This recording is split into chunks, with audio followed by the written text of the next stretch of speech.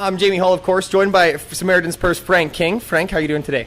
I'm a little tired, a little hot, but nothing compared to the Samaritan's Purse volunteers who are working their butts off in so many places in this community. Absolutely. And when you drive around this part of town here, drive around High River in general, you see tons of orange T-shirts, people just helping out. I guess, how did you get involved with Samaritan's Purse? I've been working there since 2008. I moved across the country to work here at Samaritan's Purse and the Billy Graham Association. I'm the communications manager for both. And I'll never do more important work in my entire life than what I do for these two organizations. So I'm thrilled to be part of this work. And I guess what type of volunteer work is it? Just anywhere where needed, or? Generally, what's happening is people are calling in or going on our website, that's SamaritansPurse.ca, or they're calling 1-866-628-6565, if I remember correctly.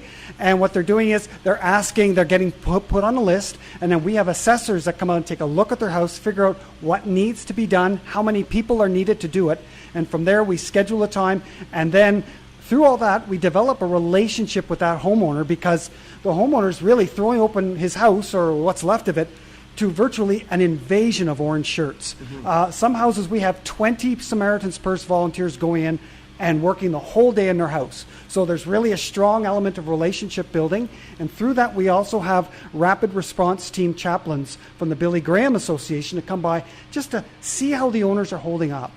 While Samaritan's Purse really specializes in the physical work, there's folks who are feeling emotionally devastated. They're wondering, where is God in all this? Mm-hmm. That's where the Billy Graham Association Rapid Response Team chaplains come in to give a shoulder to cry on, to talk this through, to pray with them if they're comfortable with that. So we try to cover sort of, between the two organizations, we try to cover all the elements of helping folks get back on their feet after this kind of devastation. And the other night we had a fundraiser with the Okotoks dogs, a baseball team. We raised $36,000, of course a combined total from the Millerville Races fundraiser as well. So when you get a donation of that much, where does that money go? That money is going directly into this effort, because we've sort of broken down the costs of what it costs us to do it.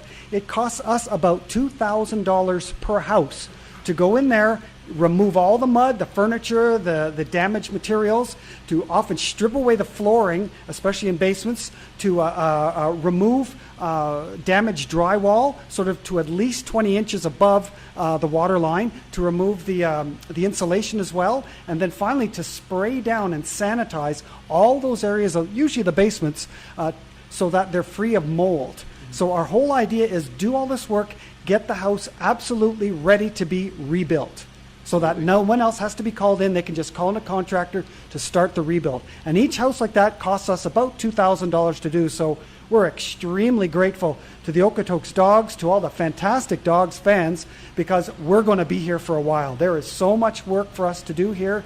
There's so many opportunities for us to go out and tell people, maybe you think God's forgotten you, but look at all those folks in the orange shirts. Look at that guy in the blue Billy Graham Rapid Response Team chaplain shirt.